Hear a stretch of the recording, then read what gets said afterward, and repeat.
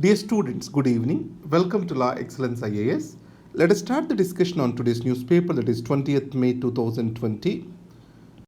Before going into articles of the day, a small announcement for you. Live general studies classes have started for the students for 2021, and these are actually offline classes which are temporarily provided online to you and later continued as offline. You can call to the following number, that is 9052193939, to know more about this. The articles are divided as deep and TNA. The editorials are mentioned over here with respective pages in Hyderabad and Bangalore, and important articles are also been stated over here. You can go through them. The first article for discussion today is the changing nature of Chinese diplomacy. Now, the syllabus and learning objectives of this article are given over here. In understanding this article, we need to think this way. What was the Chinese diplomacy before? And what were the principles that have guided it? How was it displayed? How is it changing now? In answer to this, we can say that the past years of Chinese diplomacy were defined by the era of Zhou Enlai and Deng Xiaoping. You know, Zhou and Mao were contemporaries. Zhou was the prime minister and Mao was the president. Mr. Zhou, he reflected the polished, matured and accommodative face of China to the world. On the other side, Mr. Mao, he was the core communist face who was able to win and mobilize the masses within the country. In this case, the Zhou's diplomacy is centered around compromise and persuasion. It was the art of his diplomacy. He made united front against the enemy number one of China. It means if he had any conflict with another country, he was able to group all the other smaller countries which were against the bigger power. For instance, if he is against United States of America, all the countries which are facing a kind of a threat from USA, he was able to convince them and make them a united front and a collective voice. And second thing is, he was always persuasive and gave diplomacy a chance before fighting for a war. This was clearly visible in three instances. You know about Korea War. Here, through Indian ambassador, Mr. Zhou has warned United States of America not to cross the 38th parallel. So General MacArthur, who was leading the army of US and Korea then, has crossed and entered into North Korea. China immediately has come in support of North Korea, and it has become a standstill. So Mr. Zhou has given diplomacy a chance. When it failed, then he has used his force. And second is Indo-China War. So here, Indo-China means today Southeast Asia. These were the colonies of the France. Vietnam, Cambodia, Laos, all these were the colonies of the France. When British vacated its colonies, France was not ready to do this. So a nationalist movement was happening in this Indo-China region. And France bitterly lost in a war that is at Dien Bien Phu. So, I don't know if I'm spelling it rightly or not, Dien Phu. So, he gave a face to France after this. See, in diplomacy, you are to be kind even to the person who lost the war. And Mr. Zhou learned this. And he traveled all the way to France to shake hands with Prime Minister there, Mr. Mendes, Pierre Mendes. So that clearly shows that, so he wanted to again give diplomacy a chance even after a particular loss. So even in the loss, he was victorious, or else even he was able to win the hearts when France lost the war. And next, the important thing was Afro-Asian Conference. Now, Prime Minister Nehru was a tall leader there. Indonesian President Mr. Sukarno was also a strong leader. So Mr. Zhou was present there, but he was very silent. But after this conference, the country which has made the maximum diplomatic gain was China. He was silently observing and was engaging in deep diplomatic work, giving the stage and dais to Pandit Nehru and Sukarno. So that clearly shows that he never wanted to have the center stage. He always wanted to have long-term interests of China to be taken forefront. So this is why Mr. Kissinger, the diplomat of China, what he said is this. Russia, it tries to play petty games at the corner. But China, they don't worry for the penny it loses, but they look for a long-term goodwill. That's what is the Henry Kissinger's opinion about Chinese diplomacy. So his strategy was very simple, Zhou and Laex. One is avoid isolation of China. Second, align with the non-aligned countries and other developing countries and develop as much goodwill as possible. Third, wherever is possible, divide West to your own advantage. These are the things which he followed. Now, I can put one example over here. Nixon, the president of United States of America, who was very vocal against China, he was being persuaded to abandon Taiwan. That was the extent of persuasion of Chinese diplomacy. Later, Deng also formulated similar strategy which is called 24 character strategy. What it says is this: observe calmly, secure your position, cope with affairs calmly, hide your capabilities, bide your time.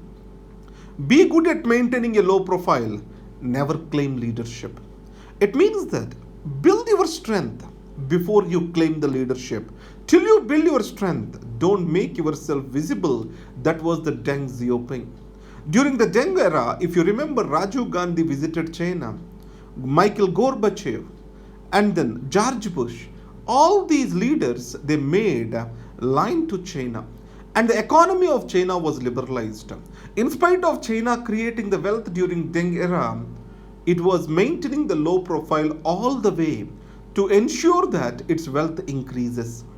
So this was the past of Chinese diplomacy. Today, if you see China, it was in border disputes with almost all the countries it is bordering with. In South China Sea, it wants to bully Vietnam, Philippines, Cambodia, everyone. And when it comes to India, there are disturbances at line of actual control. And on coronavirus, it is not ready to explain to the world what was happening, how it all started. And it is not ready to give the right information. So in this context, the China's way of looking at the world has remarkably changed. Chinese diplomacy has remarkably changed. That's how it is being stated as. Today, China, in the name of assertiveness, is more aggressive. So I'll give you an example. Australian Prime Minister criticized China on COVID-19. China immediately stopped the beef imports from Australia. So that is a tit for tat. So China is no more persuasive, no more looking at compromise. For all this, they have nationalistic sentiment. And one more thing, that is what the last years of China, it means the century of humiliation of China, which is from 1839 to 1949, these particular 100 years, the imperial powers have hurt the nationalistic pride of China, and China has to take it back. This is what is the reason for our bullying, assertive diplomacy. That's how the ambassadors of China talk these days. And it is not good for China.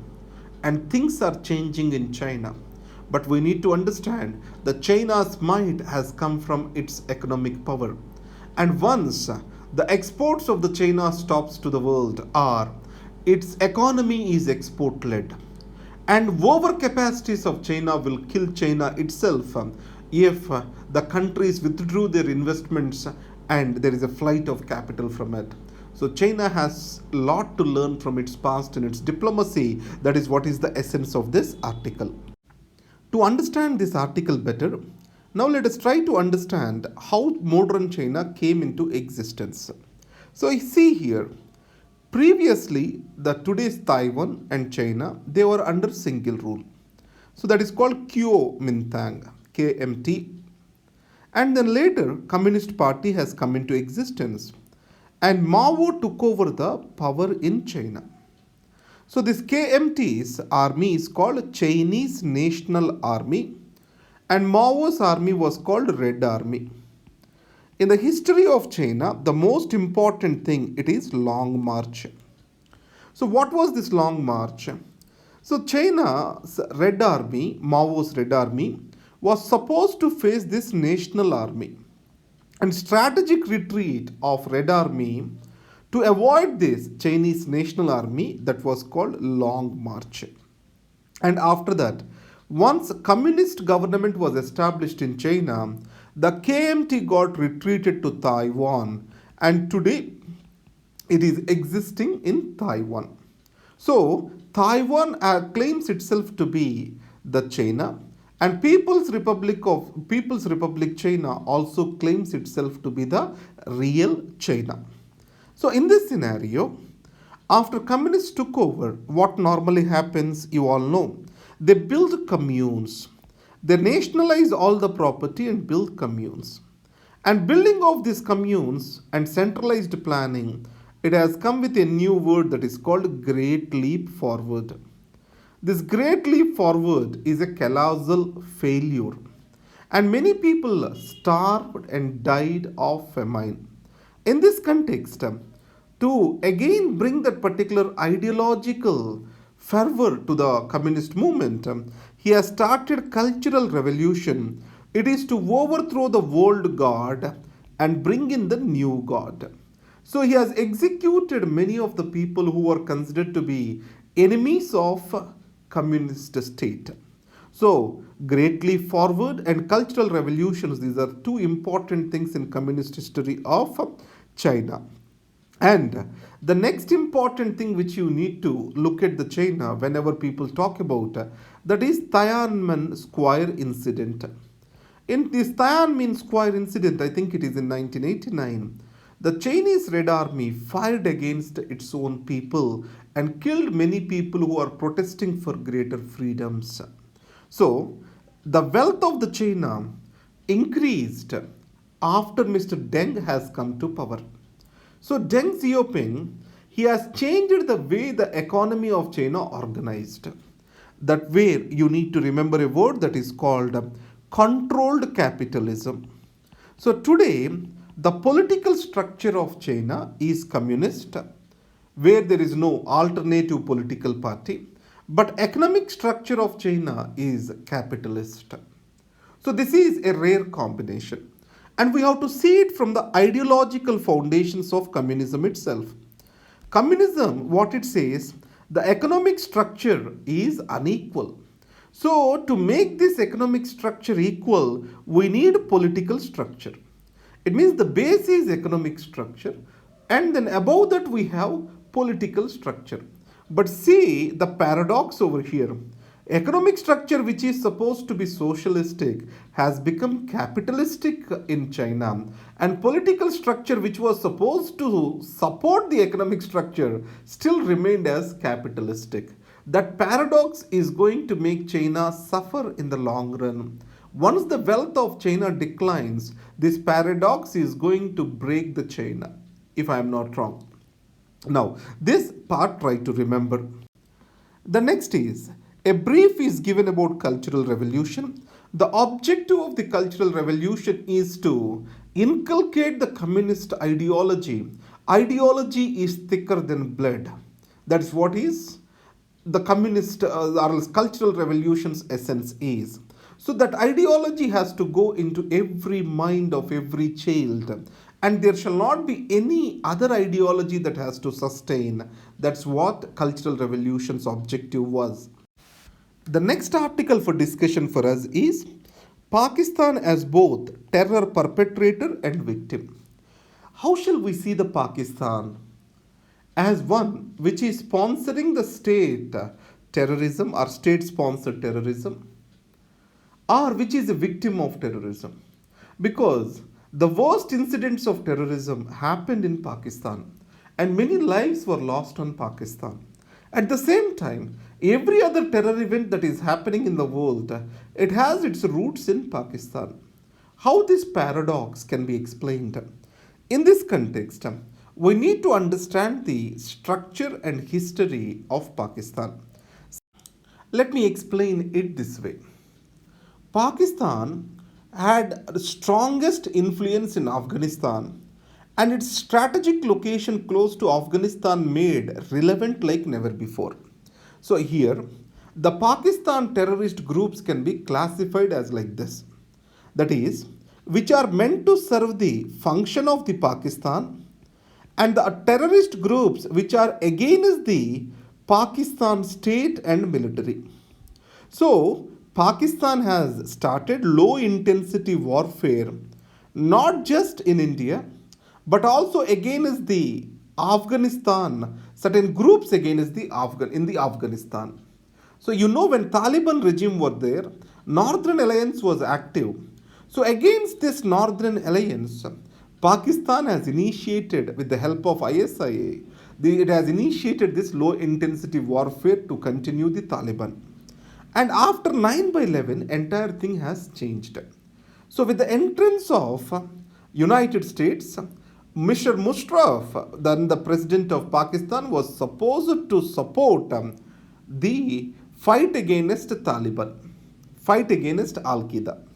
So here, Pakistan's perpetual enemy was India. So certain terror groups acting hand in glove to serve the military ends of the Pakistan. Let me put it this way. Lashkar-e-Toiba is the major organization. And here LET versus JEM, Jaish-e-Mohammed, they are very different. LET is very obedient student of Pakistan military, but JEM, it if necessary questions and it is questions the Pakistani establishment, it is more puritanical. And then there is Tehrik-e-Taliban. So this is also questioning the Pakistan, and it is mostly responsible for the internal terror actions in Pakistan. And added to that, there is unrest in the tribal belts of Pakistan. So in this way, we have to see Pakistan as a victim or as a perpetrator of the terrorism. The answer lies in its own history. Lack of democracy and promoting terrorism as a state policy to indulge in low intensity warfare with India. This all makes the Pakistan also a victim of terrorism. The next article for discussion, that is flawed stimulus is justice denied. Now let me explain the heading of this article. So how come stimulus and justice are connected? Let me make a point. Equality if do not exist, fairness never can come into existence. It means if there is no equality, there is no justice. So in the case of India's fight against COVID-19, we do not exactly treat all our people equally. That is what is the essence of this article. So unequal treatment has brought in injustice for many sections of the society. If we come to the highlights of this article, Mr. Yashwant Sinha was vocal on few things. First is, either the working class or the middle class did not get anything from this package. This package is a hollow promise to everyone, either to the states or to the people or to the entrepreneurs. In a nutshell, it did not strengthen the hands of the state to support the migrant workers. The second, we see the large human chains of the migrant workers where there is no travel arrangements for them. This is a humanitarian crisis that happened to India after partition. People walking for hundreds and thousands of kilometers dying in scorching sun is a shame on humanity. So in this case, what could the government have done? At least it would have used its infrastructure to redistribute these workers to their home, or at least it has provided it for the necessary support to stay in their respective places and live with dignity. It has left them to the mercy of the employers, and you know that these working class do not have social security in India. So, if we see both these articles, understand carefully, the worst is going to come to India. The worst economic crisis is not going to come just from lockdown.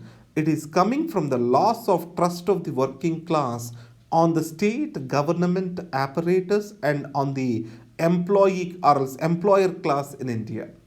See, the civil society is active. Let me put it this way. Almost all the sectors, living few allied sectors like software, etc., runs on these people.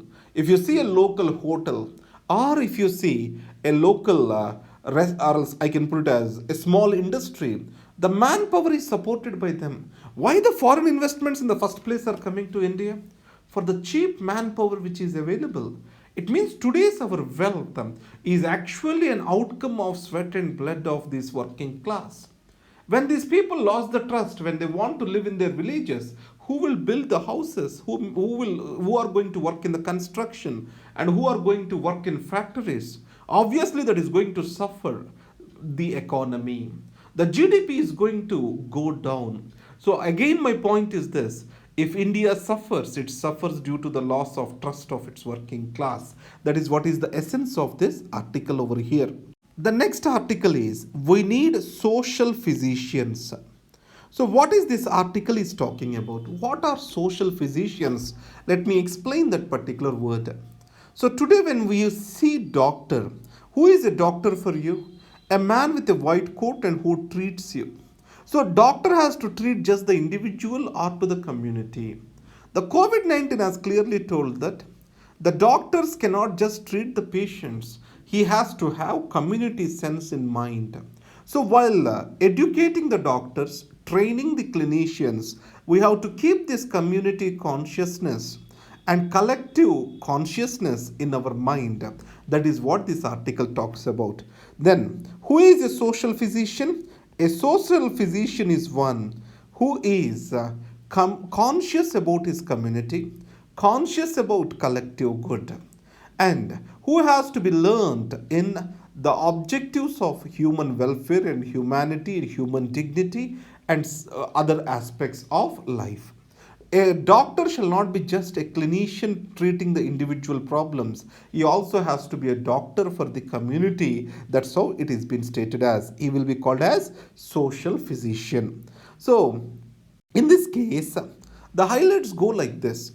So, in India, the medical education is more centered around individual. It aims to create few doctors who can serve for the hospitals. Though certain human interaction is made part of the curriculum, it is at the level of one-to-one interaction. So, but COVID-19 proved us that the doctors also shall be the leaders. A leader can form from a doctor with proper education. What that education? One is community education and community exposure, and added to that, the community medicine is a subject in medical curriculum which needs to be further strengthened. And commercialization of education is coming in the way in this particular project. That is what is the author is talking about. The next article in TNA, that is reform or face finance cuts, Trump tells WHO. You know, WHO is facing huge criticism for its failure to stop COVID-19 pandemic. In this context, Mr. Trump, the President of United States of America, is very vocal against WHO. According to him, WHO has unduly kept this pandemic secretive to support China. And USA is the largest financier of WHO. So in this context, let us try to understand a bit more about WHO. WHO do not have its own financial resources. It depends on various forms of donations, voluntary donations. Countries give donations, that is member states, they come from 35%, they come to 35%. And some philanthropic organizations like Rockefeller Foundation, all these give. So in this context, WHO's activity is dependent on the funding. So India gives only 1% of the funds of the member states. USA gives up to the 31% of the funds of the member states. USA is the largest donor. That is the point we need to remember. The next article for discussion is Behind New Incidents, a Changed Dynamic Along India-China Border. Recently, you are seeing many of the issues on Indo-China border. You can see fist fights between the armies over there. How can we explain this? That is what is the question. Indian Army dismisses it as certain tactical issues. Remember carefully, these tactical issues can percolate and become deeper as strategic issues. So here, the Indian Army says clearly there are guidelines in place. You need to know about these guidelines. That is 2005 Protocol on Modalities for Implementing Confidence Building Measures and 2013 Border Defense Cooperation Agreement. This is there. So, the confidence building measures 2005 and 2013 Border Defense Cooperation Agreement, these have put certain protocols in place. Indian Army stated that nothing to be worried much. But remember, both the armies are trying to develop border infrastructure, and especially in summer they are very active in patrolling this. Because of this active patrolling, so the incidences of coming face off with each other have become rampant. That is what this article talks about. Case, remember, India China border line of actual control, so it is not defined at many places, so especially in the central sector. So this is where China is disturbing India. And second part of the problem is China do not want to settle this particular problem because it is defensive to India. So India wants to keep or settle this problem, but China wants to keep this problem perpetually open to make India defensive on this. Finally, the questions are given over here. You can go through them and give your answers in the comments. Tomorrow we may discuss this. Thank you very much. All the best.